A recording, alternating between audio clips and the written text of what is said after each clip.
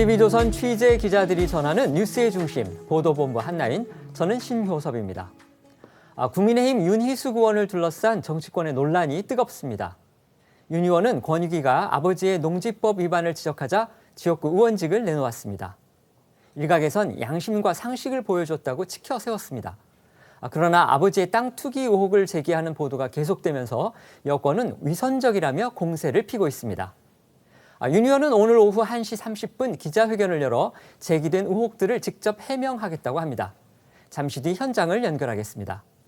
보도본부 한나인, 먼저 코로나 소식부터 알아봅니다.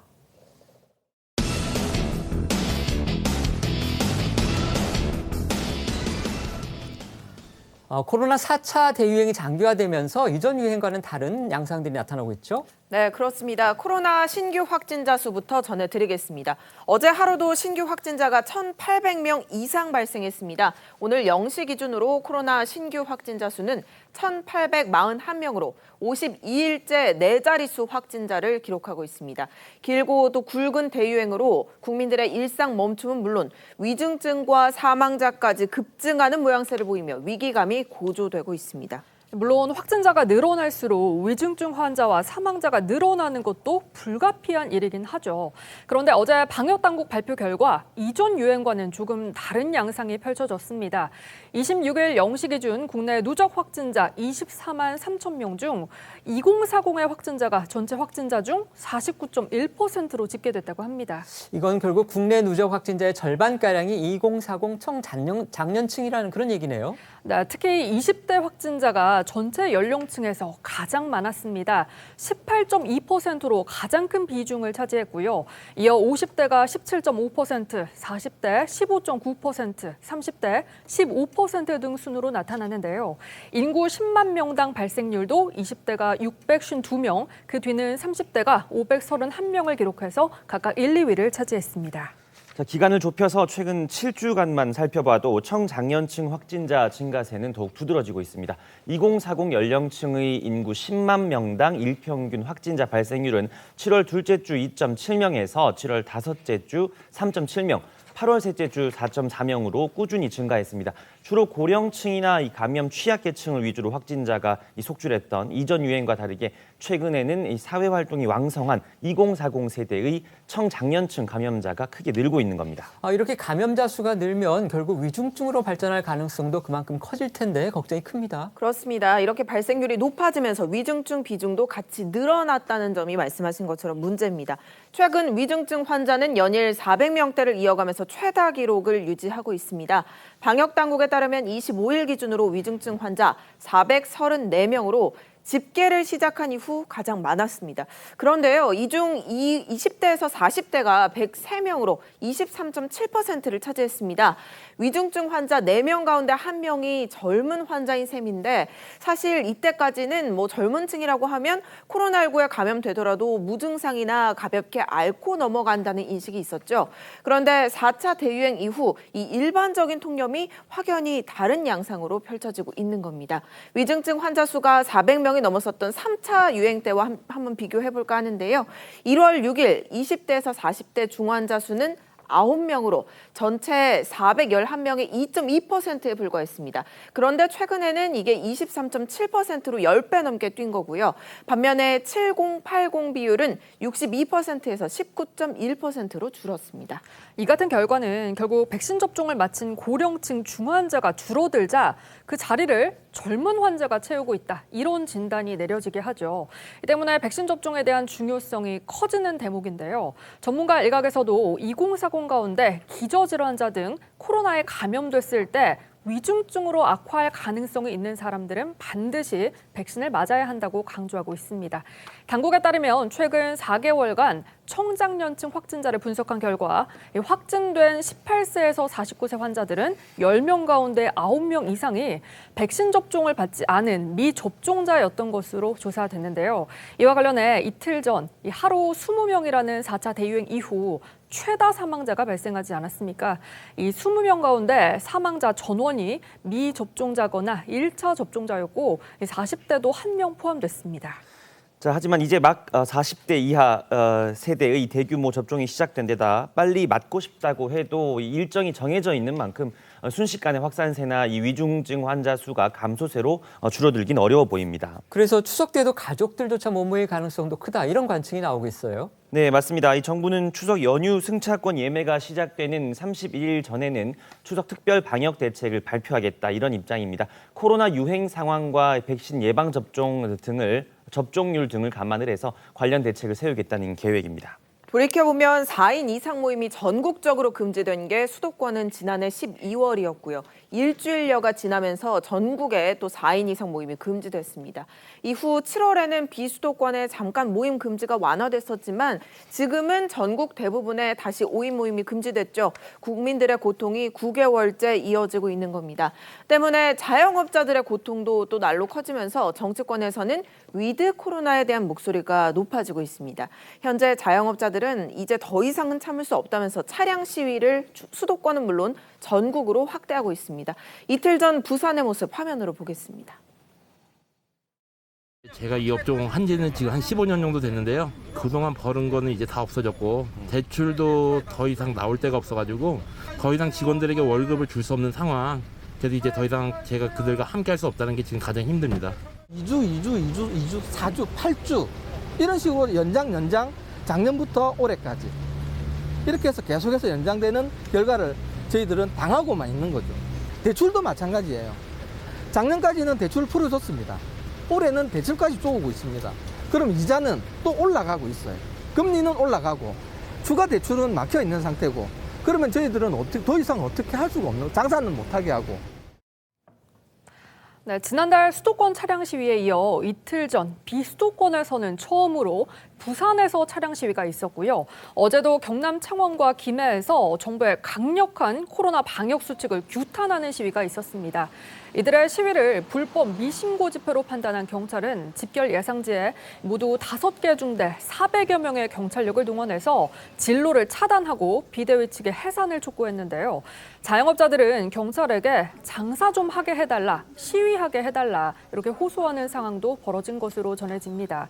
비대위 측 관계자는 자영업자에게만 부담을 가하는 현 거리두기 철회와 핀셋 방역에 대한 부당함을 호소하는 평화적 1인 시위였을 뿐이라면서도 그런데 경찰은 우리를 불법단체 집회로 만들면서 강제 해산시키는 등 집회 목적을 훼손시켰다고 주장했습니다. 자영업자들도 방역 수칙을 준수하고 싶을 겁니다. 하지만 정부가 자영업자들에게만 희생을 요구하는 거 아니냐 이렇게 항변하고 있는 거죠.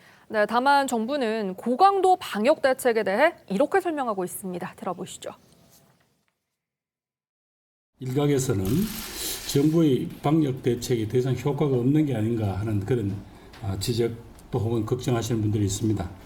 그러나 우리보다 백신 접종률이 높은 나라에서도 델타 변이로 인해서 환자가 급증하고 있는 것 이런 상황을 고려한다면 지금의 온 국민들이 함께하고 있는 이 방역 노력은 분명히 효과가 있습니다.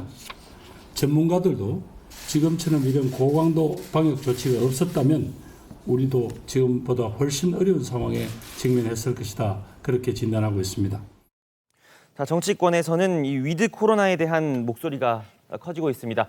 더불어민주당 대선주자 이낙연 전 대표는 한 매체와의 인터뷰를 통해서 자영업자와 소상공인의 고통이 한계를 넘어서는 만큼 치명률을 낮추고 위중증 환자 관리에 좀 더 힘을 쏟는 위드 코로나로의 전환이 필요하다고 말을 했습니다. 이재명 경기지사 역시 위드 코로나 준비가 요구되는 시기라는 입장을 밝히는 등 이 민주당 대선 주자들이 위드 코로나 전환에 힘을 싣고 있는 모습입니다. 다만 방역 당국은 방역 체계를 위드 코로나로 전환하기 위해서는 고령층의 경우에는 90% 이상, 일반 성인은 80% 이상 접종 완료되는 것이 필요하다는 조건을 언급했습니다. 네, 민주당 내에서도 위드 코로나로 당장 전환하는 것에 대한 우려가 나옵니다. 그렇죠. 섣불리 완화했다가 이제 어떤 새로운 변이가 또 나타나면 그걸로 인해서 또 다른 또 방역이 필요할 수도 있고 이런 변수들이 너무 많기 때문에 그런 거죠. 네, 위드 코로나로의 전환 또한 의료 체계 부담을 가중할 우려가 있다. 당장 전환은 시기상조다. 이런 목소리도 민주당 지도부 내에서 나오고 있습니다. 전문가들과 정치권에서 위드 코로나가 언급되는 건 전해드렸듯이 길고 굵은 거리두기로 국민과 자영업자들의 고통이 극에 달하면서 거론되고 있는 내용이죠. 그런데 오늘 국민의힘 하태경 의원이요, 문 대통령이 군장병을 대상으로 노마스크 정책 실험을 하라고 직접 지시했다, 이렇게 주장을 합니다. 그게 어제도 관련 내용이 사실 보도가 됐었어요. 근데 국방부와 질병관리청은 모두 이걸 부인했었거든요. 네, 국방부와 질병청이 협의를 해서 장병 생활을 이전으로 정상화한 뒤 그 경과를 살피는 집단 면역 정책 실험을 진행하기로 했다는 보도가 나오면서 네티즌들은 물론이고요, 정치권에서도 남의 집 자식들로 실험을 하는 거냐, 이런 비판의 목소리가 나왔었죠. 이에 질병청은 국방부와 논의한 바는 없다고 했고요. 국방부도 어제 정례 브리핑에서 사실과 다르다면서 영내 활동에 한해 보건당국의 방역 지침을 일부 완화하는 방안에 대해 내부적으로 검토 중이라는 입장을 밝혔는데요. 이 같은 해명에 하태경 의원이 완전히 거짓말이라면서 문 대통령이 군장병을 대상으로 노마스크 정책 실험을 하라고 직접 지시했다, 이렇게 주장을 한 겁니다. 들어보시죠. 제보에 따르면 대통령의 지시는 지난 8월 4일 청와대에서 개최한 전군 지휘관 회의에서 내려졌습니다. 이날 문 대통령은 집단 면역의 효과, 변이 대응성, 치명률 등에 관한 관찰과 테스트를 할 수 있는 시범 사례이자 연구 사례가 될 수 있으니 방역 당국과 협의하여 추진하라고 전군 지휘관들에게 지시를 했습니다. 현재까지 총 5개 대대, 1개 군단 사령부가 노마스크 실험 대상으로 지정되었다고 합니다. 네, 하태경 의원이 오늘 오전 국회에서 기자회견을 열었습니다. 문 대통령이 지난 4일 청와대 회의에서 군 장병 대상으로 변이 바이러스 면역 여부, 사망 확률 테스트를 해볼 것을 대통령이 전군에 직접 지시했다라고 주장하면서요. 쉽게 말해서 백신을 맞은 병사들이 마스크를 벗으면 변이 바이러스에 다시 걸리는지 혹은 아닌지 어떻게 되는지 좀 관찰해서 시범 사례로 삼으라는 이야기다, 이렇게 부연을 한 겁니다.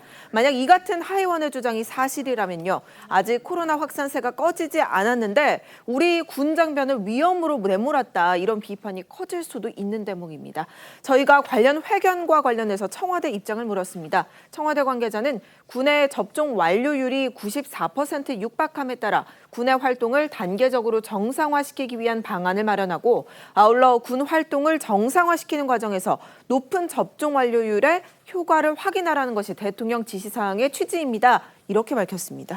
높은 접종 완료율의 효과를 확인하라. 이 부분이 논란이 될 수도 있겠네요. 네, 그렇습니다. 관련해서 하 의원 목소리 좀 더 들어보겠습니다.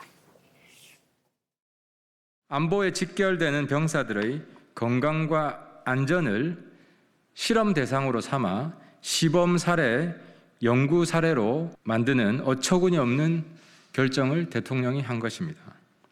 문 대통령은 즉각 관련 사실을 밝히고 국민과 장병들에게 사죄해야 합니다. 군 통수권자인 대통령이 K방역 홍보를 위해 국가안보와 직결되는 병사들의 건강과 안전을 걸고 사실상 생체 실험을 지시한 것은 매우 충격적인 일이 아닐 수 없습니다.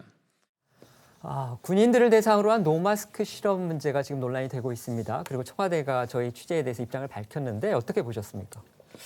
근데 뭐 여러 가지 우리 군 장병을 위협할 수 있다라고 하는 부분들은 이제 들을 만한 가치가 있다고 보여집니다만은 마치 무슨 특별한 세균전을 위해서 아주 어려운 실험을 하듯이 그렇게 하는 것은 적절하지 않다, 좀 도가 지나쳤다, 그렇게 생각이 들고요. 어차피 외국 언론을 보더라도 뭐 영국 같은 경우는 축구장에 있는 혹은 뭐 광장에 있는 사람을 통해서 집단 면역 테스트를 하기도 하고, 근데 물론 뭐 사전 동의를 받아야 되겠습니다만은 이제 그런 과정들이 있고, 더군다나 우리 장병들은 거의 90% 이상의 어떤 이미 이제 주사를 맞은 그런 케이스가 되기 때문에 만약 2차 접종까지 완료됐을 경우에 실제로 그것이 집단 면역으로 가느냐 하는 테스트를 해본다는 것은 그렇게 국민들이 보시기에도 무리가 있는 어떤 지침은 아니라 그렇게 생각이 듭니다. 어떻게 보십니까? 그런데 문제는 이겁니다. 지금 변이 가능성을 테스트가 아니라 변이 가능성을 본다고 했어요. 이 변이 가능성이 뭘 뜻하냐면 델타 변이거든요. 현재 지금 가장 문제가 되는 게 네. 2차 접종까지 완료가 되더라도 돌파 감염이라는 표현으로서 사실상 또 다른 어떤 변이 바이러스에 걸리는 그런 사례들이 늘어나고 있지 않습니까? 제가 그래서 좀 찾아봤더니 주한미군도 5월 14일자로 기사가 나왔어요. 당시에 영내에서는 마스크를 벗어라. 근데 그 지침이 어떻게 나왔냐면 CDC, 미국의 질병통제센터 CDC의 지침이었거든요. 네. 당시는 어쨌든 변이 바이러스가 확산되기 직전이었어요. 그렇기 때문에 마스크를 안 써도 된다. 근데 그 다음에 어떻게 되냐면 미국에서도 델타 변이 때문에 굉장히 확산돼요. 그러면서 다시 마스크를 쓰라는 어떤 부분으로 돌아가고 있거든요. 지금 걱정되는 부분은 이 돌파 감염 때문에 지금 굉장히 걱정을 하고 있는 와중에 우리 젊은 그런 장병들이 마스크를 벗는 그런 상황이 과연 과학적으로 옳은 것인가? 그거를 청와대나 국방부가 설득하면 되는 것이거든요. 그런데 그 설득이 아니라 먼저 그러니까 과학 쪽에서 이야기하는 것이 아니라 먼저 이 회의에서 이런 어떤 문건으로 그냥 보고가 되고 발표됐다? 그럼 불안할 수밖에 없지 않겠습니까? 네, 알겠습니다. 지금부터는 정치권으로 가보겠습니다. 국회의원직도 돌려드리겠습니다.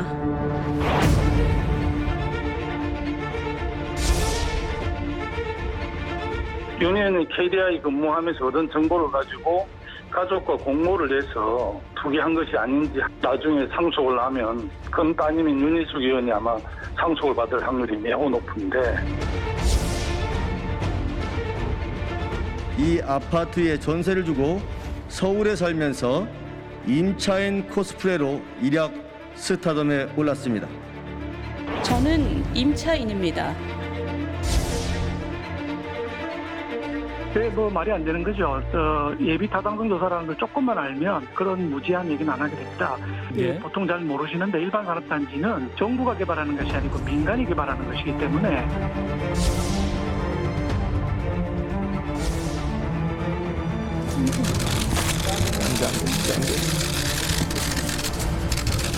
다시 한 번만 해주세요. 감사합니다. 이게 제 정치예요?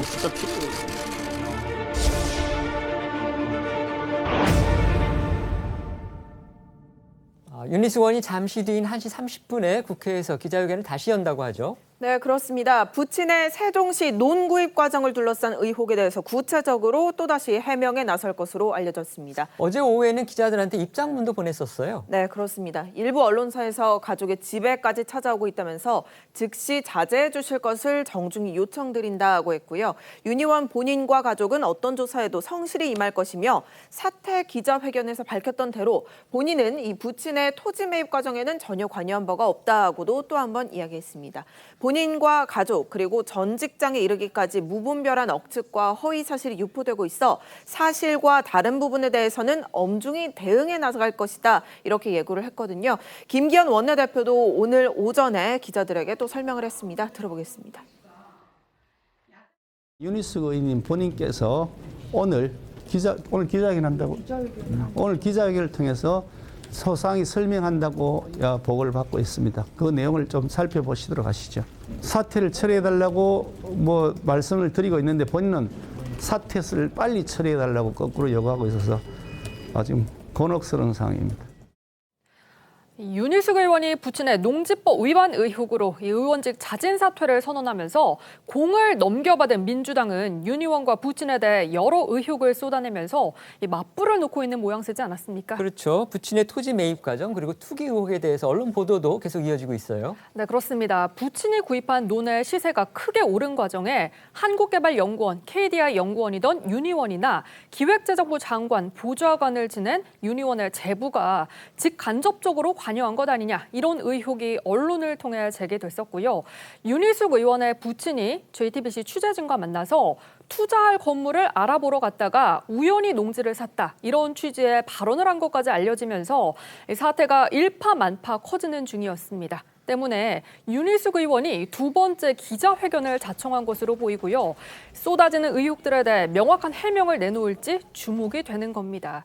또 기자들도 부친의 토지 구매 자금 출처 등 관련 의혹에 대해 강도 높게 질문을 할 것으로 예상이 되는데 잠시 뒤 윤 의원의 두 번째 기자회견 현장 상황 연결해 전해드리도록 하겠습니다. 오늘 오전 벌어진 여야 의원의 공방도 들어보시죠. 아버지가 농사를 지으면서 남은 생을 보내겠다는 소망, 이 소망이 있어서 땅을 산 것으로 알고 있다. 이렇게 말씀을 하셨는데 어제 JTBC가 윤희숙 의원 부친 인터뷰를 했습니다. 그런데 이 부친께서 뭐라고 하시냐면 세종시에 투자할 건물을 보러 갔다가 말하자면 농지를 샀는데 근데 이 농지 앞에 산업단지도 생기고 그 건너편에 무슨 전철도 들어오고 그래가지고 갑자기 욕심이 생기더라. 그래서 이 농지를 매입했다라고 인터뷰를 어제 했습니다. 그러니까 널끔하게 농사를 지으면서 남은 생을 보내겠다라는 소망, 이것은 윤희숙 의원의 거짓말로 이미 드러난 것이죠. 전 의원님 신났습니다. 그냥 엄청 페이퍼 갖고 오셔가지고 막 읽으시는데 우선 이 땅의 소유주는 윤희숙 의원이 아니고 아버님이시잖아요. 그러니까 자금이 만약에 윤 의원이 추적을 해서 들어갔다고 한다면 문제에 대해서 책임을 져야지요. 그래서 수사를 본인도 원하고 있고 그러니까 수사를 하는 게 저는 마땅하다고 보고요. 또 그런 거에 대한 책임이 있으면 질 필요가 있다고 생각을 합니다. 그런데 지금 여당이 지금 너무 도를 넘은 공격을 하고 있다고 생각을 해요. 자, 말씀드린 대로 핵심은 결국 부친이 단순히 농지법을 위반했는가 하는 걸 넘어서서 윤 의원 본인이 KDI에 재직할 당시에 이 내부 정보를 활용한 것 아니냐 이 의혹입니다. 자, 준비한 그래픽을 보고 계신데요. 윤희숙 국민의힘 의원의 부친이 2016년 5월 매입한 땅은 10,000제곱미터, 3,200여 평 규모의 논입니다. 이곳에서 직선거리로 2km 정도 떨어진 곳에 일반 산업단지 2곳이 있고요. 10km 떨어진 곳에는 정부가 주도하는 세종 스마트 국가산업단지도 조성되는 중입니다. 그러니까 윤 의원의 아버지가 매입한 논의 현재 공시 가격은 그 땅을 살 때보다 1.5배 정도 오른 상태라고 해요. 네, 그렇습니다. 더불어민주당에서는 윤 의원 부친이 주변 산업단지 조성을 겨냥해서 이 시세 차익을 노렸다라고 주장을 하면서 전형적인 부동산 투기라고 비난을 하고 있고 매입 당시 윤 의원이 개발 정보를 미리 알고 매입에 관여했을 것이라는 의혹도 제기하고 있는 건데 국민의힘에서는 이 산업단지 조성의 기본도 모르는 소리다 이렇게 반박하고 있는데 들어보겠습니다. 이러한 산업단지의 예비 타당성 조사를 진행했던 곳이 바로 토지 구매가 이루어진 2016년도까지 윤 의원이 근무하고 있던 KDI, 바로 한국개발연구원으로 알려져 있습니다. 혹시 윤 의원이 KDI의 내부 정보를 활용하여 부친에게 부동산 투기를 권유한 것은 아닙니까? 네, 말이 안 되는 거죠. 현지에 5개의 산단이 지금 개발되었거나 되고 있습니다. 그중에 4개는 일반 산업단지라고 하는 거거든요. 예비 타당성 조사라는 게 적용이 안 되는 땅들입니다. 딱 하나, 국가산단이 하나 있습니다. 국가산단의 예탈은 언제 했느냐? 2020년 9월 달에 완료가 됐는데 아까 말씀하신 것처럼 땅은 4년 전에 산 거예요. 4년 뒤에 있을 예타 결과를 예측하고 샀다? 이게 말이 안 되는 거거든요. 자, 국민의힘 주장은요. 해당 논과 가까운 일반 산업단지는 이 민간 사업이라 이 예타 자체가 없었고 유일하게 KDI가 예비 타당성을 조사한 세종 스마트 국가산업단지는 윤 의원의 부친이 땅을 매입한 지 4년이 지난 뒤에야 통과됐다 이런 이야기입니다. CBS 노컷 뉴스는 윤희숙 의원의 제부, 그러니까 여동생의 남편에 대해서도 보도를 했어요. 그렇습니다. 윤 의원의 제부가 박근혜 정부 실세, 최경환 전 경제부총리의 핵심 측근이고 박 전 대통령 시절 청와대 행정관으로 일했다 이렇게 보도를 하면서 이 제부가 장인어른에게 세종시 농지 관련 내부 정보를 제공한 거 아니냐, 그리고 또 장인어른이 투기 목적으로 농지를 매입한 거 아니냐 이런 취지의 의혹을 제기한 겁니다. 이에 대해서 윤 의원의 제부가 직접 반박에 나섰는데요. 박근혜 정부 시절 2013년 2월 말에 청와대 국정기획수석실 행정관으로 들어갔다가 3월 말에 사표를 제출했다 이렇게 반박을 했습니다. 그러니까 청와대에서 근무한 게 한 달밖에 되지 않는데 어떻게 박 정부의 실세라고 보도를 하느냐 이렇게 반박하고 있는 거죠. 맞습니다. 또 최경환 의원의 기획재정부 장관 정책보좌관으로는 1년 반 정도 근무한 후 2016년 1월에 사직했다고 설명을 했습니다. 그러니까 시기가 안 맞다는 주장인데 장인어른이 세종시에 농지를 매입했다는 사실도 이번에 처음 알았다고도 밝혔고요. 윤 의원 부인과 그 가족에 대한 여야의 엇갈리는 목소리 좀 더 들어보겠습니다. 윤희숙 의원 아버지가 세종시 스마트 국가 산단이라고 있는 인근에 2016년에 3,300평의 땅을 매입을 했더라고요. 그런데 그 당시 윤희숙 의원은 2016년에 KDI에 근무하고 있었거든요. 스마트 국가 산단을 용역한 연구기관이 KDI입니다. 80에 가까운 어른이 그것도 아주 멀리 떨어진 세종시의 농지를 사면서 그 KDI 용역을 했던 따님하고 언론을 안 했다는 게 참 더 이상하지 않습니까? 그리고 기재부 장관 보좌관을 한 거는 박근혜 정부 때이고요. 이 산단은 문재인 정부 때 계획이 이제 수립돼가지고 국가가치로 확정이 됐습니다. 어떻게 문재인 정부의 그 계획을 알고 이렇게 정보를 흘렸겠습니까? 이거 동생의 남편분이 흘렸다면 윤 의원이 흘리지 않았다는 얘기 아니겠습니까? 이건 아예 질문으로 성립하고 여기서 얘기할 필요가 없는 것이죠. 윤희숙 의원 본인은 물론이고 또 언론이 이제 의혹을 제기했던 제부, 그러니까 여동생의 남편도 다 부인을 하고 있습니다. 그런데 일부 언론에서 이런 얘기를 보도를 했죠. 그 윤희숙 의원의 아버지의 얘기라고 하면서 투자할 건물을 알아보러 갔다가 우연히 농지를 샀다. 이런 발언이 보도가 되면서 의혹이 좀 증폭되는 그런 양상입니다. 네, 어떻게 보십니까? 네, 그렇습니다. 어쨌든 윤희숙 의원이 의원직을 사퇴하면서 사실 충분하게 해명하지 않은 점이 도리어 오늘 이렇게 그 구체적으로 다시 한번 기자회견을 하는 동기일 것 같아요. 왜냐하면 일부 언론에서 지금 부친과 모친의 인터뷰를 했는데 인터뷰 내용만 그냥 그 액면 그대로 받아들이면 사실상 윤희숙 의원이 발언한 대로 늙음학해서 실제로 농사를 지으면서 만년을 그렇게 보내시려고 했다기보다는 뭐 건물을 사러 갔는데 투자의 어떤 목적이 있었다라는 그런 의미가 들어가거든요. 좀 더 자세히 설명을 드리면, 그러니까 거기에 있는 다세대 주택 같은 거를 사서 임대료를 받기 위해서 건물을 알아보러 갔는데 마침 거기에 논이 있는데 그 논이 더 투자 대상으로 보여서 샀다. 그리고 그렇죠. 농사는 실제로 지으려고 했는데 그 부인, 그러니까 윤희숙 의원의 어머님이 아팠기 때문에 농사를 못 지었다. 이런 해명도 거기에 있긴 합니다. 네네, 포함되어 있긴 합니다. 그래서 오늘 구체적인 내용이 어떻게 되는지를 봐야 되지만 그럼에도 불구하고 사실상 그 안에는 투자라는 것 그리고 거기에 따라서 순수하게 정말 경자 유전의 어떤 그런 지금 원칙대로 이 농사를 지으려고 그 땅을 샀느냐라는 동기에 대해서는 사실 굉장히 애매한 어떤 답변이었거든요. 그렇기 때문에 오늘 해명에서 그것이 얼만큼 설득력 있게 다가가느냐, 농지법 위반이냐 아니냐에 대한 핵심적인 부분을 이 부친과 모친이 인용을 해서 어떻게 오늘 발표를 할지 그게 참 주목이 되는 어떤 상황입니다. 네, 이런 가운데 방송인 김어준 씨는 윤 의원이 부친의 투기 의혹을 해명하면서 친정 아버님이란 표현을 쓴 걸 비판하고 나섰습니다. 이유가 뭔지 관련 발언도 이어서 들어보시죠. 윤희숙 의원은 본인이 스스로 밝히길 25년 전에 이혼해서 싱글입니다. 자녀도 없고. 친정 아버님, 독립가게 이런 표현을 들으면 결혼해서 따로 가족 살림이 있고 그런 의미로 상식적으로 읽히죠. 그럴 경우에는 친정과 돈 문제가 상당히 분리되죠. 그런 인상을 주려고 일부러 저는 이런 표현을 쓴 게 아닌가. 왜냐하면 친정은 시댁이 있을 때 쓰는 표현이에요. 싱글인데 누가 자신의 아버지를 친정 아버님이라고 합니까? 그런 의미에서 저는 이런 표현도 매우 계산된 기만적인 표현이다. 납득이 안 간다. 아버지 관계가 의절했다라는 얘기도 들리는데 의절이요? 아닙니다. 제가 첫 번째 결혼에 실패했고 결혼할 때 호적을 파서 나왔죠. 그리고 관계가 한참 소원했던 적이 있지만 지금은 보통의 부녀 관계입니다. 그런데 지금 이 아버님께서는 사실은 전혀 이게 농어촌 공사를 통해 임대차 계약을 하셨기 때문에 법적인 문제가 있을 거라고는 전혀 생각하지 못하시고요. 저도 그럴 거라고 믿습니다만 경찰 조사가 있으니 성실하게 아마 조사를 받으실 거라고 생각을 하지만 저는 또 이 아버님 일에 대해서는 별로 아는 바는 없습니다.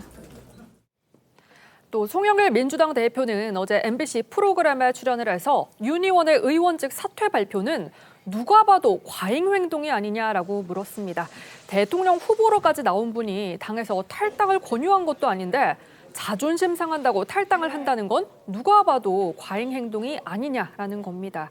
잠시 뒤 윤 의원의 구체적 해명을 들어봐야겠습니다만 윤 의원 본인이 공무원 특별 공급으로 시세 차익을 봤다는 사실까지 다시 불거졌습니다. 그러니까 윤 의원이 KDI 한국개발연구원에 재직할 당시에 이전기관 특별 공급으로 세종시에서 아파트를 분양받아서 2억 넘는 시세 차익을 올리고 팔았다. 이런 내용이죠. 네, 그렇습니다. 들어보시죠. 본인 자신도 특공이라는 혜택을 통해서 시세 차익을 남긴 것이 확인됐습니다. 윤희숙 의원은 KDI에 재직 중이던 2014년 이전기관 특별 공급으로 약 2억 4,500만 원에 분양받았습니다. 세종에 특별 공급받은 아파트를 소유하고 있다는 사실이 알려지면서 비판을 받아 이 아파트를 급하게 매각했고 2억 3,500만 원의 시세 차익을 남겼습니다. 윤희숙 의원실은 이 KDI가 세종으로 이전을 하면서 당시 KDI 직원이던 윤 의원이 특별 공급을 받은 건 사실이지만 서울을 오가면서 실제로 세종시 아파트에 살았다. 이렇게 설명을 하고 있습니다. 하지만 국회의원 재산 공개를 보면 윤 의원은 2020년 초에 2억 2천만 원의 세종 아파트를 전세로 임대하고 서초구에 거주하고 있었고 이후 아파트를 4억 8천만 원에 처분해서 2억 이상의 차익을 본 것으로 나타나 민주당에서는 이 부분을 문제로 삼고 있는 겁니다. 그러니까 아까 저희가 방송에서도 봤지만 지금 민주당은 이런 주장이에요. 그 소위 굉장히 윤희숙 의원을 전 국민적인 일종의 스타로 띄운 나는 임차인이다. 그 연설을 하고 난 다음에 아파트를 갖고 있다는 게 비난을 받으니까 부랴부랴 판 거 아니냐. 이렇게 지금 몰아세우고 있는 겁니다. 네, 맞습니다. 윤희숙 의원실은 이에 대해서도 이 정확한 전세 임대 기간은 알지 못하지만 국회의원 출마를 위해서 서초구에 전세를 들어가면서 세종시 아파트도 전세를 주는 것으로 안다. 이렇게 설명을 하고 있습니다. 네, 하지만 윤 의원을 둘러싼 논란이 확산되자 의혹이 소명됐다고 했고 또 눈물을 흘리면서까지 사퇴를 말렸던 이준석 대표도 추가 해명이 필요하다 이렇게 이야기를 한 상태입니다. 관련 목소리 이어서 들어보겠습니다. 저도 처음에는 그랬어요. 속보 떴을 때 야, 그걸 의원직을 던지시다니 대단하시네라고 생각하고 근데 그다음에 들여다봤죠. 다 보이잖아요. 속이 훤히. 조사를 받으셔야지. 억울하시면. 그 조사를 안 받겠다는 꼼수 아닌가. 제가 보기에는 정직하지 못하다. 진실하지 못하다. 그래서 제가 정말 그렇게 억울하시면 의원직 사퇴에 그렇게 쇼하지 마시고 조사를 정직하게 받으시라. 저희의 어쨌든 처분과는 이번에 새로 나온 사안과는 관계가 없는 것으로 보입니다. 하지만 그 의혹들이 사실이라고 한다면은 그것은 우선 어지간한 일에 직접 해명하기보다는 자숙하고 성찰하는 시간이 필요하다고 생각했습니다. 그런데 불과 이틀 만에 이 자리에 다시 섰습니다. 지난 이틀간 저에 관해 도를 넘는 모욕적인 발언들이 이런 발언들을 뿜어내는 여당 정치인들을 더 이상 방치해서는 안 된다고 생각했기 때문입니다. 너무나 어처구니 없는 내용이기 때문에 자연스럽게 수그러들 것이라고 생각했습니다만 누군가의 지시에 따르는 것처럼 조직적으로 행해지는 거짓 선동이 오히려 눈덩이처럼 불어났습니다. 의원직 사퇴를 할 때부터 지은 죄는 많고 염치는 없는 이들에 의해서 흠집내미가 많을 거라고 각오는 했었지만 이틀간의 마타도어는 제 상상을 초월했습니다. 저는 언론의 합리적인 문제 제기는 당연하다고 생각합니다. 문제 제기와 반박은 공론장에서 이루어지고 국민께서 판단하는 것이 원칙입니다.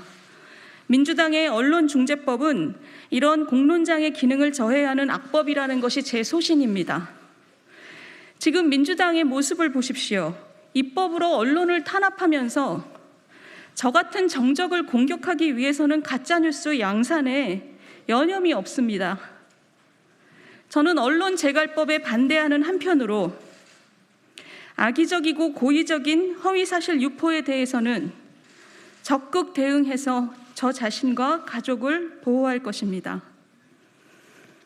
야당 지지자분들께서 저를 응원하시는 분도 있고 의심하시는 분도 계십니다.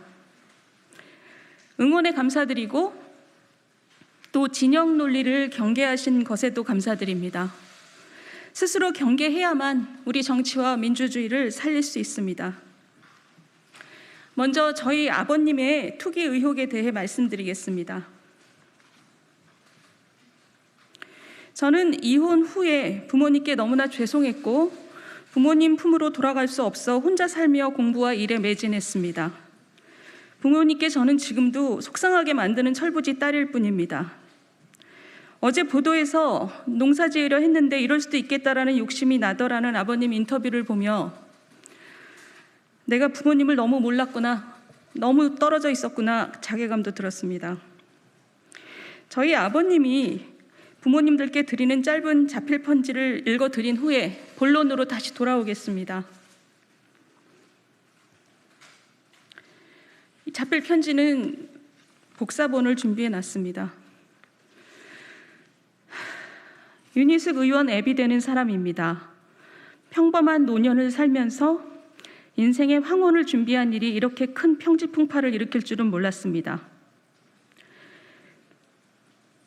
출가 외인인 딸 자식에게 이렇게 큰 상처를 주게 돼서 앱이 된 마음은 천갈래 만갈래 찢어집니다.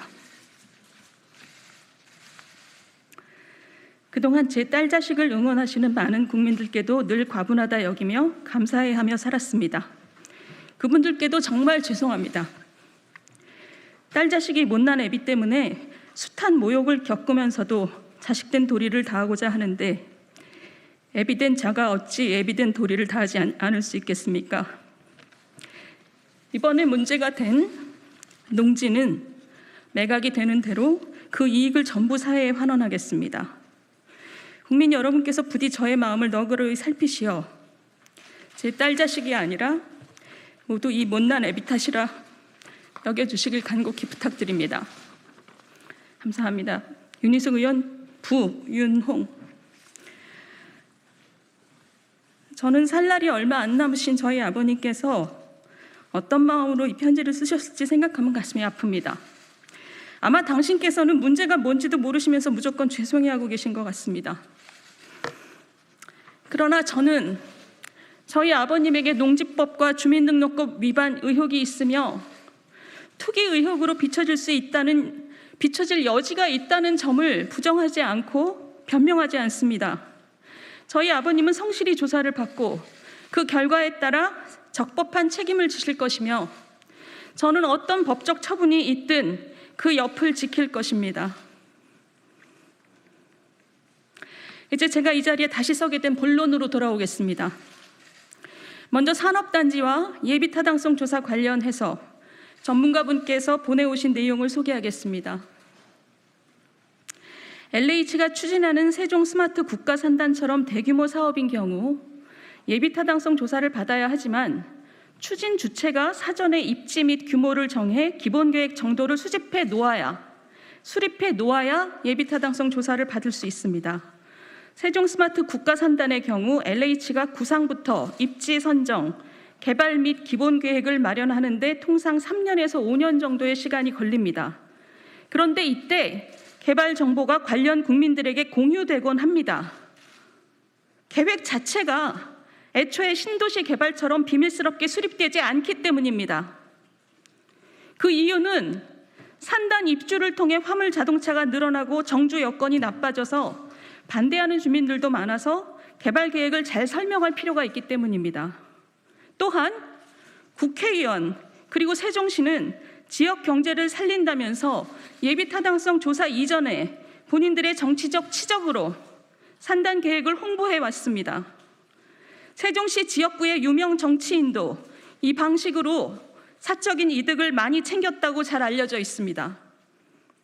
그래서 막상 예비타당성 조사를 위해 현장 실사를 가면 주변 부동산 중개업소는 물론이고 주변 주민들도 알고 있는 경우가 많습니다. 그리고 주변 공시지가가 올랐다던데 그것은 세종시 전체의 공시지가가 상승해서 올라간 것이지 산단 입주 때문에 오르지는 않았을 겁니다. 통상 산단 입주는 토지 가격에 그닥 긍정적인 요소가 아닙니다. 세종시 산단 관련 예비 타당성 조사 정보를 제가 빼돌렸다는 의혹 자체가 얼마나 터무니없는 것인지 알 수 있습니다. 제가 이틀 전 의원직 사퇴를 한 후 불과 2시간여 만에 여당의 대선 후보인 김두관 후보는 제가 KDI에 근무하면서 얻은 정보를 가지고 가족과 공모해 땅 투기를 했을 것이라는 의혹을 제기했습니다. 그러나 KDI에서 재정복지정책부장으로 재직한다고 해서 KDI 내 별도 센터에서 진행하는 예비타당성 조사 정보에 접근하는 것은 그 자체가 불가능합니다. 어지간한 국회의원들은 예비타당성 조사 과정에 대한 이해도가 높기 때문에 대선 후보쯤 되는 이가 이런 말을 한다는 것은 사실 의도적인 모해가 아니라면 있을 수 없는 일입니다. 어제 아침부터는 이런 의혹이 매우 조직적으로 일사불란하게 이루어졌습니다. 김성환 민주당 원내수석은 공식적인 회의석상에서 제가 KDI 내부 정보를 활용해 부친에게 부동산 투기를 권유했고 투기 자금을 지원했거나 차명으로 소유했다는 의혹을 제기했습니다. 우원식, 김용민, 김남국, 김영배, 전재수, 장경태, 양이원영, 신현영, 민영배, 한준호 여러 여당 의원이 차례차례 나서서 제가 예타 정보를 빼돌리고 박근혜 정부 기재부에서 1년 반 일했던 제 제부가 기재부 내부 정보를 빼돌려서 투기를 도왔다는 의혹을 제기했습니다. 이들 중에는 자신의 의원직을 내건 이도 있습니다. 그런데 문제는 내부자 정보를 이용한 투기라는 심각한 범죄를 타인에게 씌울 때는 구체적인 근거가 있어야 한다는 상식조차 내다 버린 것입니다. 평생 공작 정치나 일삼으며 입으로만 개혁을 부르짖는 정치 몰입애들의 자기 고백입니다. 원래 이런 어처구니 없는 의혹은 해명이 불가능합니다. 어떤 근거도 없기 때문에 반증이 불가능하기 때문입니다. 이게 이들이 정치를 하는 방법입니다. 그러니 저는 지금 저 자신을 공수처에 수사 의뢰하겠습니다. 공수처가 못하겠다면 합수본에 다시 의뢰하겠습니다. 지금도 최강욱, 김의겸 이런 의원들은 재판을 받으면서도 법사위를 비키지도 않고 비판 언론의 재갈을 물리려고 문체위에 버티고 있습니다. 온갖 특권을 장착하고 수사를 받는 게 무슨 공정이고 상식입니까? 저는 국회의원이라는 법적 사회적 방패를 내려놨으니 평범한 시민이 받는 수사를 받을 것입니다. 생전 처음 수사라는 것을 받으면서 보통 사람이 느끼는 그 두려움과 부끄러움을 스스로 헤쳐가겠습니다. 이제 이게 기득권 없이 국민 눈높이를 지키는 제 정치입니다. 지금 제 아버님의 부동산 매매가 있었던 2016년 제 통장 거래 내역이 여기 있습니다. 작년부터 사용한 카카오뱅크를 제외하면 오랫동안 유일하게 가져온 입출금 통장입니다. 아버님 토지계약서도 같이 있으니 언론인 여러분도 거래 전후로 제가 돈을 얼마 벌었고 얼마 썼는지 훤히 보실 수 있습니다. 이것 말고도 필요한 것은 무엇이든 제출하겠습니다. 부동산 거래에 돈을 보탰는지 차명으로 소유했는지 샅샅이 까보십시오. 당시 내부 전산망 접속 기록도 KDI 홍장표 원장님 신속하게 공개해 주십시오. 아버님이 세종에 있는 제 아파트에서 주무시며 부동산 거래를 같이 했다며 소리 높이는 분들, 세종시의 아름동 범지기 마을 1008동 CCTV 모두 까보십시오. 구부정한 노인이 방문한 기록이 있는지, 달랑 침구 하나 놓고 7년 동안 주중살림을 한 제 아파트에서 이사날을 제외하고는 가족 누구도 저희 집을 방문한 적이 없습니다. 저희 집도 압수수색하십시오. 저희 부모님도 흔쾌히 부모님 댁 압수수색에 동의하실 겁니다. 단 철저한 조사 끝에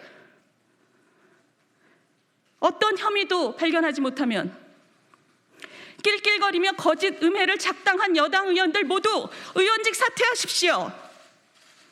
이렇게 심각한 범죄를 남에게 씌우면서 아무거나 막 던지는 게 정치인입니까? 무슨 염치로 정치를 하실랍니까? 특히 이재명 캠프의 선거대책위원장인 우원식 의원, 수행실장 김남국 의원, 이재명 캠프 남영희 대변인이 음해에 가장 앞장선 것은 무엇 때문입니까? 이 캠프 자체가 서로 머리를 맞대고 앉아서 더러운 모이나 하는 그런 캠프라는 것입니다. 이 꼭대기가 누굽니까? 캠프 우두머리 이재명 후보입니다. 제가 무혐의로 판결나면 이재명 후보 당신도 사퇴하고 정치를 떠나십시오. 그리고 마지막, 방송인 김어준 씨. 저에 대한 공격에 가장 앞장서는 노컷뉴스마저도 저희 아버지 땅의 가격이 2배 정도 올랐다고 하는데 당신은 무슨 근거로 무려 6배가 올랐다면서 30억 시세 차익이란 말을 유포시키고 여론을 조작하고 있습니까? 페루가모에 이어서 이번에는 30억입니까? 국민 여러분, 김어준이라는 인물은 우리 정치의 가장 암적인 존재입니다. 이런 행태가 계속 용인돼서는 우리 정치의 내일은 없습니다. 김어준 씨, 당신도 이재명 후보와 손잡고 공적인 영역에서 사라지십시오. 국민 여러분, 눈처럼 새하얀 사람은 없습니다. 그러나 적어도 부끄러움을 아는 사람이 정치를 해야 하지 않겠습니까? 저는 이들의 음해에 정면으로 맞서서 제 자신을 고발합니다. 제 자신을 벌거벗겨서 조사받겠습니다. 그러니 저한테 죄가 없으면 부디 사악한 음모와 날조된 거짓 선동으로 남을 음해하고 대한민국을 좀먹으며 숭승장구해온 저들을 정치판에서 몰아내 주십시오. 감사합니다.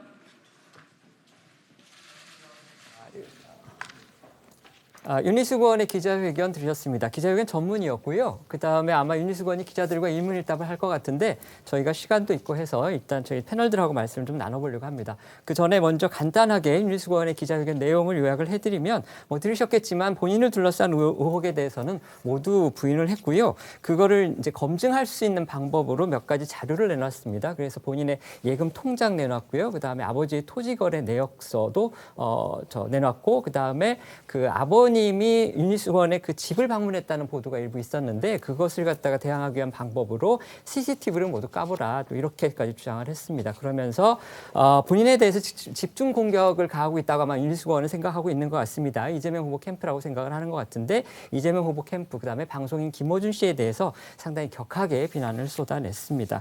그리고 지금 본인의 그 윤희숙 의원의 또 내용 중에서 또 눈길을 끄는 것 중에 하나는 그 민주당이 뭔가 이제 그 예타 부분, KDI가 예타를 했다는 부분에 대해서 윤희숙 의원이 정보를 흘린 게 아니냐 이렇게 집중적으로 공격을 윤희숙 의원은 받고 있는데 그 부분에 대해서는 예타 부분에 대해서는 행정적인 절차만 알아도 그거는 가능하지 않다. 그래서 모든 것은 맡아두어다 이렇게 얘기를 했습니다. 물론 이것도 역시 윤희숙 의원의 개인적인 주장이긴 합니다만 저희가 앞서서 민주당의 어떤 공세나 그런 거를 소개해드렸기 때문에 윤희숙 의원도 반박 차원에서 더 저희가 설명을 해드렸습니다. 먼저 김 의원님 어떻게 들으셨습니까?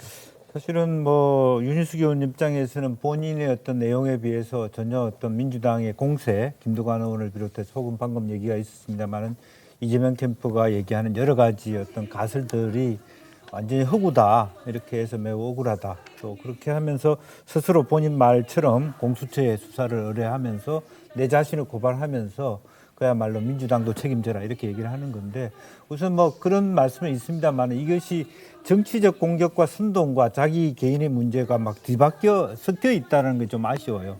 냉철하게 만약에 어제 아침에 이렇게 얘기를 할 때 방금 본인도 얘기했듯이 아버지가 농사를 지으려 했는데 하는데 아버지는 특별하게 투자로 갔다가 이렇게 하게 되었다라고 하니까 오늘 아침에 또 몰랐구나 이렇게 말씀을 하셨습니다. 그래서 오히려 참 아쉬운 것은 처음에 본인이 기자회견을 하실 때 아버지한테 물어봐서 이것이 어떻게 구입하게 됐는지를 좀 소상하게 얘기하고 어쨌든 아버지가 지금 어떤 형태로든 투자의 목적으로 했고 법 위반 사실도 드러나지만 이것이 나와는 무관하다. 어쨌든 나는 책임을 지겠다. 그런 정도 했으면 이만큼의 일파만파가 아닌 거고 근데 실질적으로 본인은 매우 억울하다. 아무것도 당에서도 아무것도 아니다. 라고 하는데 나를 이렇게 옥죄는데 그럼에도 불구하고 정권 교체를 위해서 내가 이 몸을 던진다 이렇게 얘기했기 때문에 실제로 이것이 훨씬 더 깊이 들어봐 보는 계기가 됐다는 생각이 들고요. 이 문제를 좀 구분해서 정치적 공세와 실제적인 사실관계들을 좀 구분해서 논의를 했으면 좋겠습니다. 김 의원께서 말씀을 해주셨지만 지금 윤희숙 의원의 기자회견 중에서 제가 아까 잠시 빼먹은 게 있었는데 이제 결국은 핵심은 두 가지 아니겠습니까? 아버지가 투기를 했느냐, 그다음에 그 투기 과정에 윤희숙 의원 본인과 또 언론에서 일부 의혹을 제기한 윤희숙 의원의 제부가 관여를 했느냐, 이 두 가지 문제일 텐데 사실 윤희숙 의원의 오늘 회견을 들어보면 아버지의 투기 부분에 대해서는 아까 저희가 보도해드렸던 JTBC의 인터뷰 내용을 보면 이제 투자로 삼았다. 사실 투자와 투기의 이제 그 한계가 굉장히 불분명한데 그 부분에 대해서는 사실 아버지가 인정했다고 볼 수 있는 부분이 분명히 있고요. 다만 윤희숙 의원은 본인과 제부가 관여한 부분에 대해서 제부 부분은 뭐 그렇게 크게 나오지는 않았지만 본인이 관여한 부분에서는 굉장히 강력히 지금 반박을 하면서 공수처의 수사까지 의뢰하는 그런 내용이었습니다. 어떻게 들으셨습니까? 일단 지금 김 의원께서 하신 말씀을 조금 그 연결을 하면 만약에 어저께 기자회견을 하지 않았으면 여당에서의 공격이 없었을까, 일파만파가 안 됐을까 하는 부분에서는 좀 의문점입니다. 왜냐하면 윤희숙 의원이 워낙에 부동산과 관련돼서 전문적으로 자신의 식견을 밝히면서 여당, 집권 여당의 부동산 정책과 또 집권 여당의 행태에 대해서 굉장히 비판적인 어떤 입장이었기 때문에 12명에 포함되었다는 그 사실 하나만으로도 어찌됐든 굉장히 많은 부분에서 언론이 집중적으로 취재를 했을 테고요. 오늘 그 기자회견의 소회는 이겁니다. 윤희숙 정치인의 또 다른 정면 돌파다. 사실은 저도 정치부 기자 생활도 하고 또 기자 생활을 했지만 이런 식으로 자신에 대한 의문을 되받아치면서 정면 돌파하는 그런 거는 거의 처음 보거든요. 즉 모든 것을 다 고발을 하겠다. 그리고 내 스스로 고발하겠다. 합수부와 그다음에 공수처에 수사를 의뢰하겠다 하는 의지 표명을 하는 것으로서 알 수 있는 건 어쨌든 이 윤희숙 의원의 사퇴, 그러니까 그 의원직 사퇴는 뭐 그 본회의에서 무슨 뭐 찬반이 있든 없든 간에 아마도 고집할 것 같다라는 생각이 들고요. 따로 취재를 해봤어도 보좌관들에게 거의 짐을 싸라는 수준으로 지금 아마 그 지시를 내린 것 같습니다. 그래서 의원직 사퇴는 무조건 할 것 같고 또 이것을 굉장히 오랫동안 아마 공방을 스스로 벌일 것 같아요. 그러니까 자연인의 신분으로서 어쨌든 수사를 받아가면서 이 혐의에 대해서 스스로 입증을 해서 만약에 이것이 지금 공언한 대로 어떤 결론이 난다. 그러니까 무혐의가 난다. 물론 이게 꽤 오래 걸리겠지만 그러나 굉장히 그 투쟁을 할 것 같아요. 그러니까 이 자연인의 신분인으로서 그래서 그것 역시도 어쨌든 정치 행위이긴 하겠지만 또 다른 어떤 그 정치 행위로서의 앞으로의 어떤 방향성을 오늘 보여준 게 아니냐 싶습니다. 아마 윤희숙 의원이 오늘 이런 기자회견을 했기 때문에 또 민주당은 민주당대로 또 반박을 내놓지 않을까 싶습니다. 저희가 소식 들어오는 대로 만약에 방송 시간 내에 들어오면 전해드리고 만약에 그 이후에 들어오면 내일 이 시간 내로 또 꼭 전해드리도록 하겠습니다. 자, 다음 주제 영상 함께 보시죠.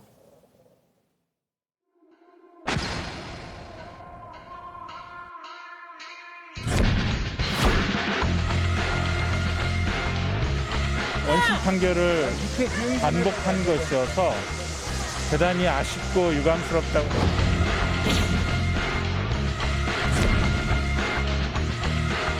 드릴 말씀이 없습니다. 죄송합니다. 저는 구조돼도 상관없다고.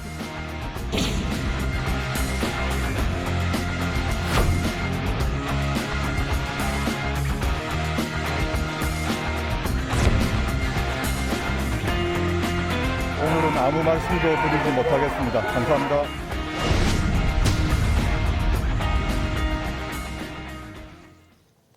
최근 딸의 의전원 입학 취소에 이어서 부인과 동생까지 조 전 장관 가족 관련 문제들이 연일 보도되고 있습니다. 오늘 또 조 전 장관은 법정에 출석했더라고요. 네, 그렇습니다. 오늘 오전 조국 전 장관은 자신과 아내 정경심 교수의 입시비리 혐의 재판에 출석했습니다. 영상으로 보셨듯이 바로 어제 동생 조 씨가 항소심에서 1심보다 무거운 징역 3년을 선고받으면서 재수감이 된 상황이라서 조 전 장관이 어떤 입장을 밝힐지 주목이 되는 상황이었는데요. 조 전 장관 취재진의 질문에 어떤 답을 했는지 직접 들어보시죠. 동생분의 법정 구속에 대한 입장 있으실까요? 오늘은 아무 말씀도 드리지 못하겠습니다. 감사합니다. 이사로 계셨던 학교에서 교직 매매 행위가 인정됐는데 하실 말씀 없습니까? 아내 정교수 면책 처리된 것을. 따님의 입학 취소에 대해서는요. 아내분의 면책에 대해서는요. 조 전 장관이 오늘은 말을 아꼈네요. 네, 그렇습니다. 지금껏 재판에 출석하면서 사법부 판단 등에 대한 입장을 밝혀온 것과는 대비되는 모습인데요. 아무래도 아내에 이어서 자신의 동생마저 재수감된 것에 대한 안타까움 그리고 침통함이 반영된 것으로 보입니다. 자, 동생 조 씨가 재수감이 된 어제 조 전 장관은 김인국 신부가 공개한 어머니의 편지와 관련해서 자신의 심경을 밝히기도 했습니다. 해당 편지는 조 전 장관이 어머니가 전 천주교 정의구현 사재단 대표인 김 신부에게 보낸 것으로 김 신부가 자신의 SNS의 일부를 소개하면서 공개가 됐습니다. 조 전 장관은 김 신부의 게시글에 어머니의 편지를 이렇게 접하니 목이 메인다. 신부님의 위로와 기도가 큰 힘이 되었고 감사하다는 댓글을 달았습니다. 근데 공개된 편지의 내용이 또 다른 논란이 되고 있더라고요. 그렇습니다. 편지 내용은 이렇습니다. 아드님이 십자가에 못 박혀 돌아가시는 모습을 지켜보며 괴로워하시던 성모님의 마음을 제가 2년 넘도록 체험하며 주님의 은총과 자비를 기도드리며 견디고 있다. 저는 어미로서 가족의 희생이 따르더라도 검찰개혁을 포기하지 말라고 아들에게 말했다. 이 고통의 긴 터널을 언제쯤 빠져나올지 모르지만 이 시대의 법학자로서 민주주의를 위하여 반드시 해야 할 사명이라고 생각한다. 여기에 조 전 장관은 목이 메인다 이런 댓글을 단 거군요. 맞습니다. 과거 조 전 장관이 가족을 언급했던 목소리 잠시 들어보겠습니다. 제 마음속 깊이는 다 그만두고 가족 돌보고 싶습니다. 저희 아이, 딸아이 위로해주고 싶습니다. 저희 배우자나 저희 어머니 수사도 받아야 되는데 그 변론 문제에 대해서 검토도 해주고 의견도 써주고 싶습니다. 최근 사태를 겪고 저희 모친께서 특히 저희 선친의 묘성 문제가 공개되고 또 그걸 가지고 온갖 얘기를 말이 오르는 걸 보고 좀 충격을 받으셔서 다 내려놓겠다고 하셨습니다. 온갖 비난을 받는 상태에서 저희 어머니께서 이렇게 말씀하셨습니다. 아니 너희 아버지가 이걸 보면 어떻게 하늘에서 이걸 보면 어떡하겠냐. 다 놓겠다. 이 편지의 야권에서는 아들을 조국에 비유했다면서 아들을 예수에 비유했다면서 이 기막힌 자아도취다, 황당무계한 신성가족이다라는 비판의 목소리가 나왔습니다. 김근식 전 국민의힘 비전전략실장은 조 전 장관의 이중성과 위선의 민낯만큼 모친인 박 이사장의 자아도취와 자기 부정은 보기조차 힘들다고 강하게 비판했는데요.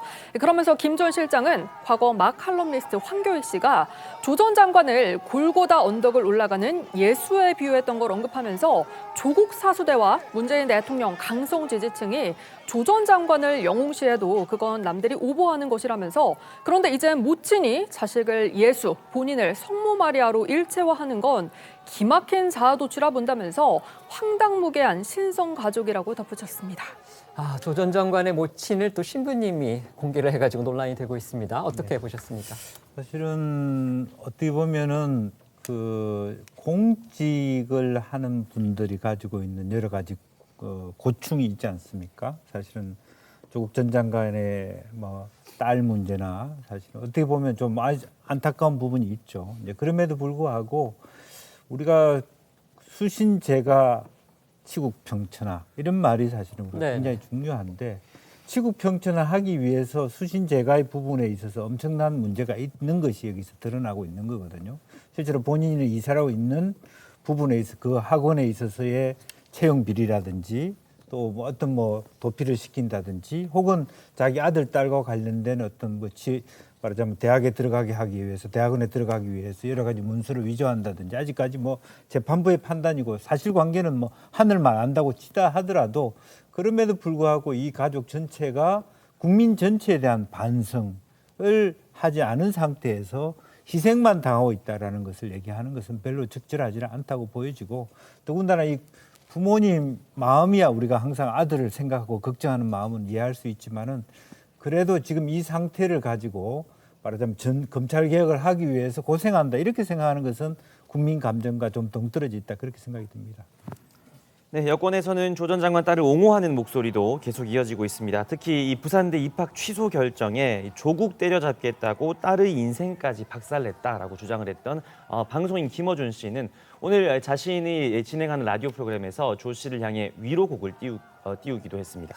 TBS 교통방송은 서울시민 세금이 들어가는 일종의 공영방송인데 참 방송에서는 보기 드문 일이 일어난 거네요. 네, 맞습니다. 게다가 바로 어제 국민의힘에선 김용태 청년 최고위원이 조 전 장관 딸의 인생을 박살내고 있는 건 부산대가 아닌 조국 부부의 그릇된 가치관이라며 다른 청년이 느꼈을 박탈감에 대해서 반성하고 사죄하라고 김어준 씨를 향해 강하게 비판을 하기도 했었는데 그럼에도 김 씨는 조 전 장관 딸을 거듭 옹호하고 나선 겁니다. 어제 김 최고위원의 목소리와 오늘 김어준 씨의 목소리를 함께 들어보겠습니다.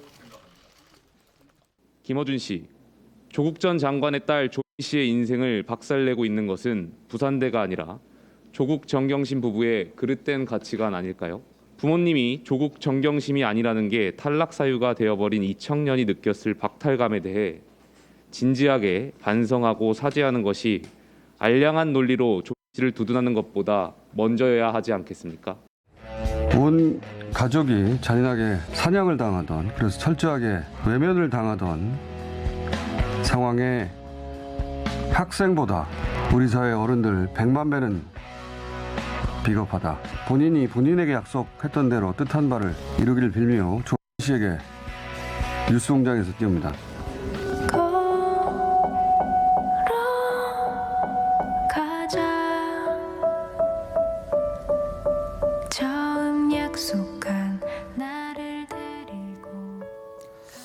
조국 전 장관이 근데 이 어머님의 모친 글에 대해서 논란이 이니까 또 오늘 글을 올려서 이렇게 얘기를 했습니다. 뭐라고 했냐면 제 어머니가 김인국 신부님께 보낸 편지에서 아들을 예수라고 비유하신 적이 없습니다. 이렇게 1시간 전에 이런 글을 올렸다고 합니다. 어제 있었던 조 전 장관 동생의 항소심 판결도 좀 살펴볼까요? 네, 제일 주목이 되는 부분은요. 1심보다 형량이 가중됐다는 점입니다. 1심에서는 징역 1년이었던 형량이 어제 2심에서는 2년 더 늘어서 징역 3년이 선고됐습니다. 이유는 1심에서는 인정되지 않았던 일부 혐의가 유죄로 판단됐기 때문입니다. 조 전 장관의 동생은 조 전 장관 일가가 운영하던 웅동학원을 상대로 가짜 소송을 벌인 의혹을 받고 있는데 쟁점은 이 가짜 소송 대금 채권으로 가짜 공사 대금 채권으로 소송을 내서 웅동학원에 손해를 끼쳤는지 여부였습니다. 지난해 1심 재판부는 웅동학원에 손해가 없었다면서 업무상 배임 혐의를 무죄로 선고했고요. 하지만 항소심은 웅동학원에 손해를 끼치려는 시도는 있었다면서 배임 미수 혐의를 유죄로 판단했습니다. 또 교원 채용 비리 혐의 관련자를 해외로 도피시킨 혐의도 1심과 달리 2심에서는 유죄로 뒤집혔고요. 조 씨가 공범들과 함께 교사 채용을 희망하는 지원자 2명으로부터 1억 8천만 원을 받은 채용 비리 혐의와 관련해서도 근로기준법 위반 혐의가 추가가 됐습니다. 이와 관련해서 재판부는 조 씨가 자신의 경제적인 이익을 위해서 교원이라는 직위를 단순히 돈만 있으면 얻을 수 있는 하나의 상품으로 전락시켰다며 죄질이 좋지 않다고 지적했습니다. 조 씨는 이 항소심 결과에 대해 들을 말씀이 없다고만 했습니다. 과거 목소리와 함께 들어보겠습니다. 강제 집행 면탈 혐의에 대해서는 어떻게? 혐의에 대해서 조금씩 다 했었습니다. 지금 오늘 몸이 안 좋아서 나중에 하겠습니다. 혐의는 다 부인하셨나요? 항소심의 결과 어떻게 생각하십니까? 선고 앞두고 혹시 한 말씀만 좀 해주세요. 드릴 말씀이 없습니다. 죄송합니다. 조 전 장관 동생의 항소심 결과가 나오자 과거 수사팀을 이끌었던 한동훈 검사장도 입장을 밝혔습니다. 한 검사장은 어제 기자단에 메시지를 보내 조 전 장관 동생 항소심 선고에 대해 수사팀을 대신해 말씀드린다며 수사팀이 제시한 반박 불가능한 물증들과 가담 정도가 약한 공범들과의 균형에 맞는 결과로 생각한다고 말했고요. 이어 수사팀은 끝까지 최선을 다할 것이라고 덧붙였습니다. 일각에서는 조 전 장관이 과거에 공언했던 대로 웅동학원을 사회에 환원해야 한다는 목소리도 잇따르고 있습니다. 최근 정경희 국민의힘 의원실에 따르면 조 전 장관이 웅동학원을 사회에 환원하겠다고 공언을 하고도 2년째 이행하지 않고 있고 어머니 박 이사장과 아내 정경심 교수도 현재까지 웅동학원 이사직에서 물러나지 않은 것으로 알려졌는데요. 과거 사회 환원을 약속했던 조 전 장관의 이야기도 다시 들어보겠습니다. 저희 가족 모두는 웅동학원과 관련된 일체의 직함과 권한을 내려놓겠다고 저에게 밝혀왔습니다. 향후 운동학원은 개인이 아닌 국가나 공익재단에서 운영될 수 있도록 필요한 조치를 다하겠습니다. 진심을 믿어주시고 지켜봐 주십시오. 조국 전 장관 부인 정경심 교수가 동양대에서 면직됐다는 그런 뉴스도 나왔어요. 그렇습니다. 어제 동양대는 이른바 조국 사태 이후 2년 만에 정경심 교수에 대한 직권 면직을 결정했다고 밝혔습니다. 동양대에 따르면 학교법인 현암학원이사회는 지난 23일 이사회를 열고 오는 31일자로 정 교수를 직권 면직하기로 결정했고 정 교수에 대한 직권 면직은 자녀 입시비리 혐의에 대해 유죄를 선고한 법원의 판단 등을 근거로 한 것으로 전해졌습니다. 정 교수는 2019년 9월 동양대 표창장 위조 의혹에 휩싸이자 같은 달 대학 측에 건강상의 이유로 무급휴직을 신청했고요. 지난해 7월에는 집안 사정 등을 이유로 휴직 연장을 요청했습니다.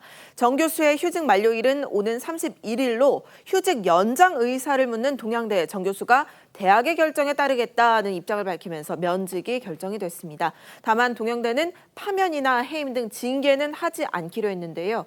이로써 정 교수는 이번 면직 처리로 교수직을 박탈당했지만 연금 수령이나 재취업 등의 기회는 유지됩니다. 조 전 장관 일가와 관련한 재판은 잠시 후 4시 반에도 진행됩니다. 조 전 장관 아들에게 허위 인턴 증명서를 발급해준 혐의로 1심에서 징역형의 집행유예를 선고받은 최강욱 열린민주당 대표의 2심 재판이 열리는 겁니다. 아들과 관련한 재판이기 때문에 조 전 장관 역시 오늘 최 대표의 재판을 신경 쓰지 않을 수 없을 텐데요. 과거 아들 의혹에 대해 조 전 장관이 했던 발언 다시 들어보시죠. 2006년도부터 현재까지 서울대 공익인권법센터에서 인턴십을 한 활동 증명서 발급 내역 전체를 봤습니다. 후보자의 아들 거 띄워봐 주세요. 또 다른 것 기존에 있었던 거. 현재까지 2006년도부터 28명에 대해서 증명서가 발급됐는데 27명의 증명서는 동일한 것입니다. 저렇게 돼 있습니다. 유일하게 후보자 아들 것만 양식이 저렇습니다. 그리고 이것만이 2017년에 발급된 것입니다. 그 아들의 그 서울대 인턴 증명서가 유독 다르다. 그러면서 그 의혹을 제기했을 때 후보자의 목소리가 떨리고 말을 더듬는 것 같았다. 오늘 후보자께서 청문위원한테 처음으로 화를 내시더라고요. 화를 내지 않았습니다. 얼굴이 좀 어두워졌다는 생각을 저는 했습니다. 갑자기 아들 얘기를 또 하셔서 다 당황스러웠습니다. 당황스러운 건 사실이었다. 네. 또 다시 아들에 대한 얘기로 또 확산이 될 것 같습니다. 주범보다 종범의 그 형이 더 무거웠다. 또 주범이 더 가벼운 형을 받았다는 그런 논란을 낳았던 조국 전 장관 동생의 항소심 판결, 그러니까 1심 판결이 항소심 판결에서 뒤바뀌어서 형이 더 무겁게 나왔습니다. 애초 1심 판결에 대해서 그런 논란이 있었는데 어제 판결 어떻게 보셨습니까? 일단 지금 많은 언론이나 혹은 또 이렇게 회자되는 것이 1심 판결보다 항소심이 무거워졌다, 가중됐다 이렇게 표현이 되는데 저는 결과를 보면서 가중됐거나 무거워진 것이 아니라 1심 판결이 상식에 반해서 너무 가벼웠다라는 거예요. 즉 말씀하셨듯이 우리가 조국 전 장관의 일가라는 것들을 다 지워버리더라도 사립학교법 상에서 이사장 일가가 실제로 사무국장이라는 어떤 그 친인척으로서 이루어진 그 직위에서 이 돈을 받고 교사를 채용하는 것은 굉장히 엄한 처벌을 받아야 되고 이건 굉장히 큰 기사거리입니다. 이 조국 씨가 없더라도 조국 씨라는 어떤 개연성이 없더라도 그런데 더군다나 전 법무장관 민정수석의 신분으로 또 있었던 분이 여기 이사직도 했고 네, 그렇다면 사실상 조국 전 장관도 여기에 대해서는 유감을 표명해야만 하는 것이고 이 지금 그 형량은 도리어 말씀하셨듯이 가담 정도가 굉장히 약한 그런 공범들에 비해서 너무나 가벼웠기 때문에 그것을 당연히 형량이 제대로 바로 세워진 것이라고 생각이 들고요.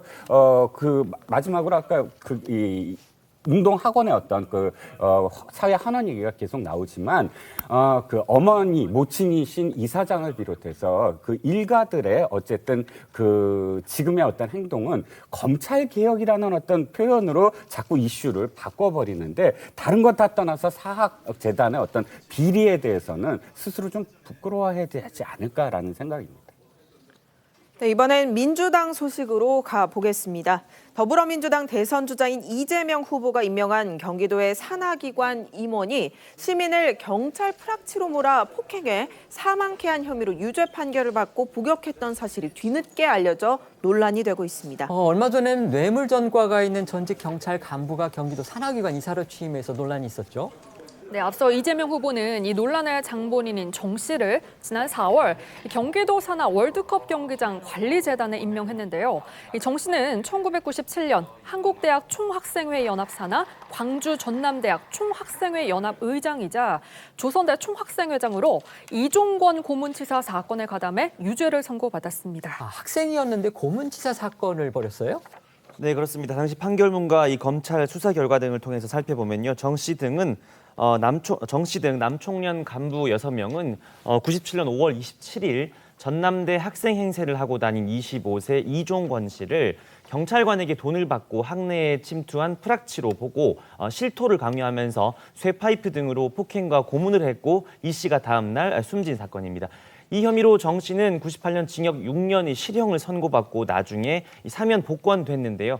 경기도 관계자는 실형 선고 이력이 5년 이상 지나서 전산으로 경력을 조회하는 과정에서 이 전과가 확인되지 않았고 정 전 사무총장이 그 전력을 밝히지 않아서 몰랐다 이렇게 전했는데 그러면서 관련 보도 후에 논란의 장본인인 정 씨가 이 사표를 제출했다 이렇게 해명했습니다. 네, 알겠습니다. 방금 그 더불어민주당에서 윤희숙원 기자회견에 대한 입장을 발표를 했기 때문에 소개하고 마치겠습니다. 더불어민주당 이용민 대변인의 멘트인데요. 윤희숙원의 부친 부동산 투기 의혹은 경찰 특수본의 철저한 조사를 거쳐 검증받으면 끝날 일입니다. 못 알아들은 척하고 엉뚱한 말만 하는 정치적 쇼는 끝났습니다. 국민들이 납득할 수 있도록 수사기관의 조속한 수사를 촉구합니다. 이렇게 대변인 명의의 SNS 논평이 나왔습니다. 저희는 1분 뒤에 다시 돌아오겠습니다.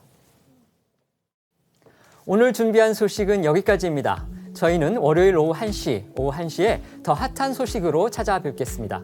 시청해 주셔서 고맙습니다.